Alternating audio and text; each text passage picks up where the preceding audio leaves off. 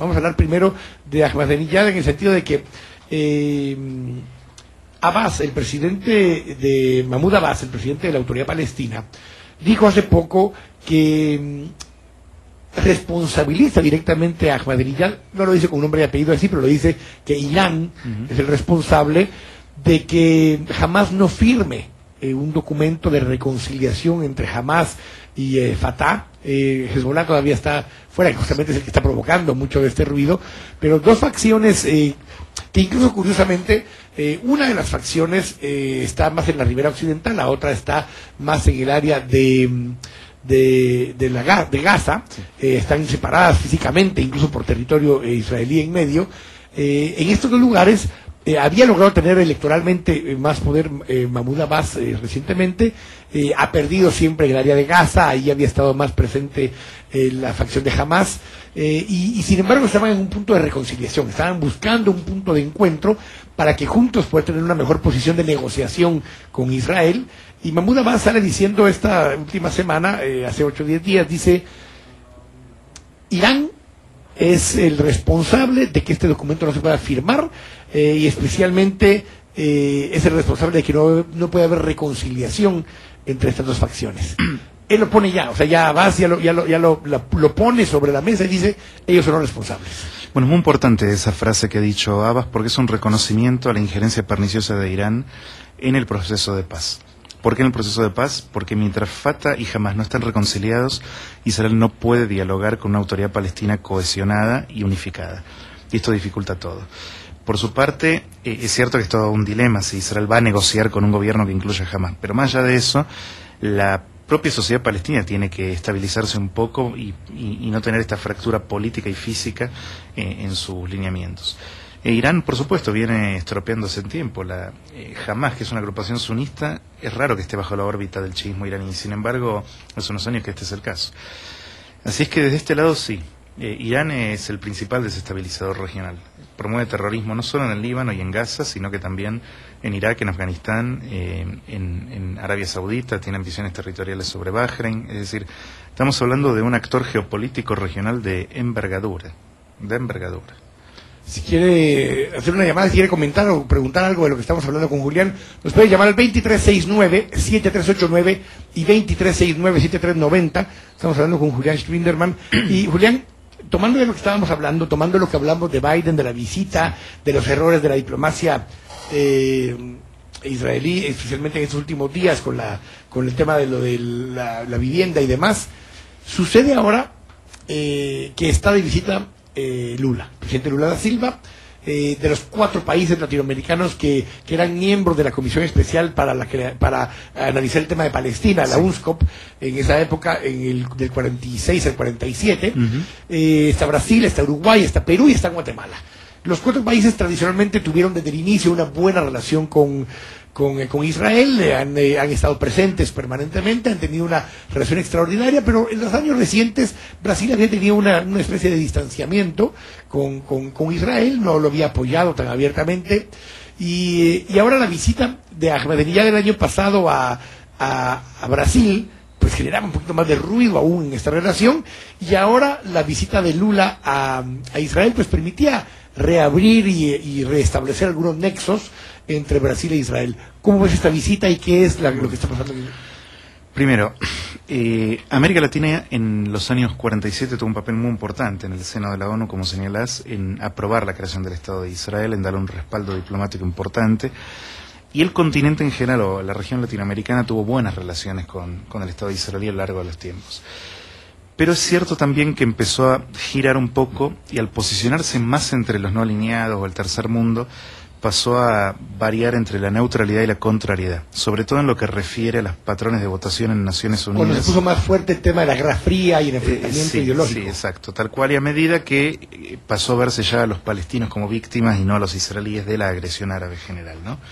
Sin entenderse que los palestinos siempre tuvieron el peso geoestratégico al mundo árabe detrás de ellos. Es decir, que fue Israel como bloque versus bloque de 20 y pico o 50 y pico de países, depende si incluís a los musulmanes.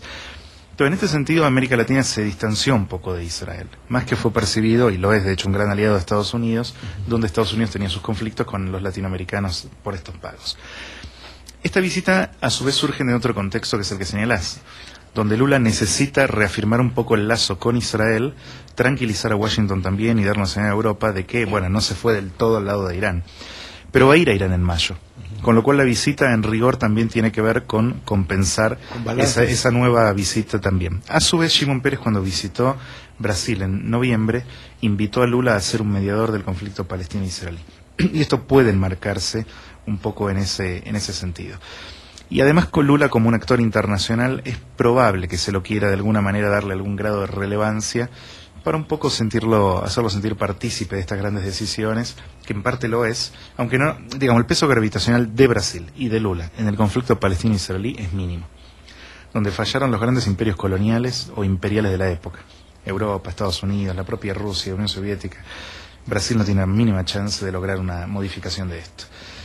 Pero se le da a Lula un protagonismo que juega un poco en este área a la mediación de paz, pero que se comporta más responsablemente en lo que refiere a Irán en Naciones Unidas. Creo que este es un poquito el equilibrio que están tratando de hacer con Lula. Especialmente Brasil pretendiendo entrar ya al G8 o al G8 más, Sí. más 2, más 3, más 4, que es ahora como funciona el G8.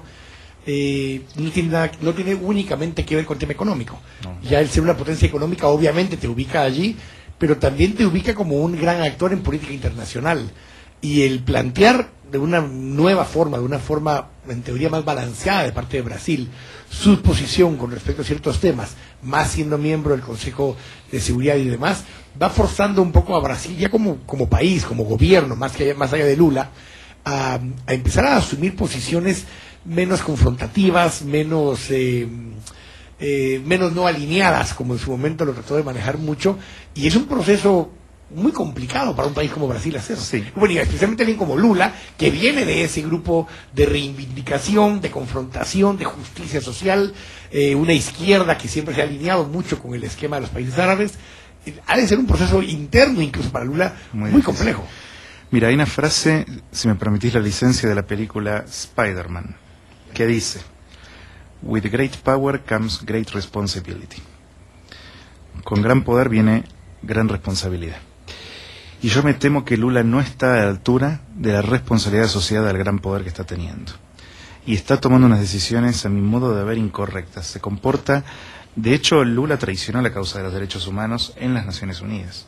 Andrés Oppenheimer en el Miami Herald documentó cómo Brasil venía votando en relación a la Comisión de Derechos Humanos. A Sri Lanka, a Congo, a Corea del Norte les dio un free pass. No a Sudán, pero bueno, Cuba ni que hablar. Entonces... ¿cómo se explica esta cosa de predicar derechos humanos en casa e internacionalmente comportarte de manera incivilizada?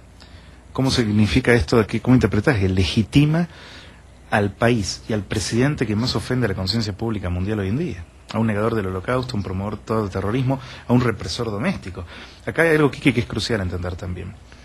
Cuando Hillary visitó Brasil, lo hizo luego de que Rusia expresó favor por las sanciones punitivas contra Irán por su programa nuclear, y luego de que la OIEA, la Organización Internacional de Energía Atómica, emitiera un reporte que finalmente, por fin, dice lo obvio, que Irán puede estar fabricando armas nucleares.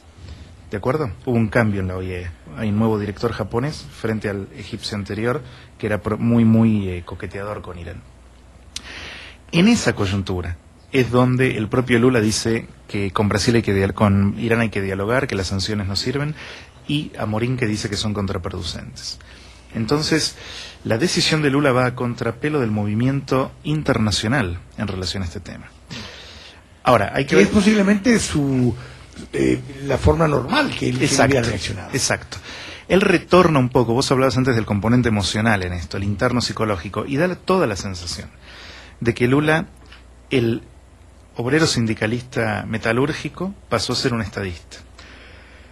Creció y hizo crecer a Brasil de una manera impensada cuando él asumió el gobierno.